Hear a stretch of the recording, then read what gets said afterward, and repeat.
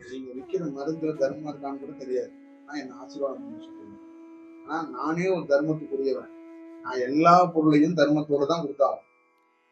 ஆனா எனக்கு என்ன சங்கடம் இருக்குன்னா, மக்கள் வந்து அவங்க பண்ற வேலையே தர்மம்னு நினைச்சிடறாங்க. அது எந்த வேலையா இருந்தாலும் சரி. இப்ப உங்களுடைய உங்க தம்பியே வச்சுக்கிட்டு ஒருத்தர் டாஸ்மார்க்ல வேலை செய்யறாருன்னு சொல்லி அவரே வந்து டெய்லியும் போறதுல போக்குவரத்துல வண்டியில ஒரு சின்ன இடையூறு இருக்கு, சாமி ஆசீர்வாதம் பண்ணுங்கன்னா, இப்ப நான் வந்து சாராயத்தையே குடிக்க கூடாதுன்னு மக்களை கொண்டு வரணும்னு நினைக்கிறேன்.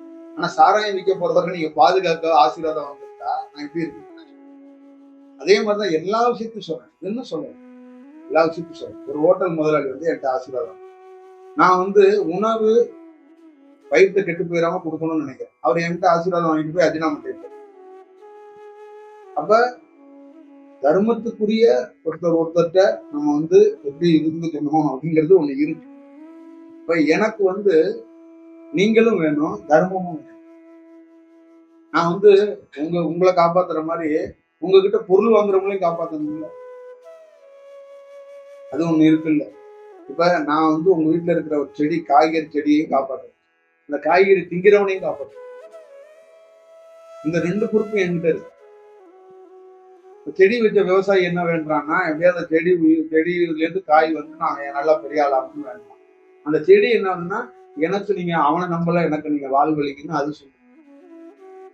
அப்ப அதை வாங்குறவன் என்ன பண்றான், காயை வாங்குறான், உன்னை நம்பிதான் வாங்குறேன், நீ ஏதாவது நல்லதை பார்த்துட்டு நான் எத்தனை எல்லாத்தையுமே பார்க்க வேண்டிய ஒரு சூழல். அதனால நீங்க என்ன பொறுத்தளவுக்கு சொல்றேன், தர்மத்தையும் கொஞ்சம் பார்த்துக்கணும். எது வேணாலும் செய்யுங்க, நான் தர்மமும் ஒண்ணு இருக்கு. நீங்க தர்மத்தையும் கொஞ்சம் மைண்ட்ல வச்சுக்கணும். புரியுங்களா?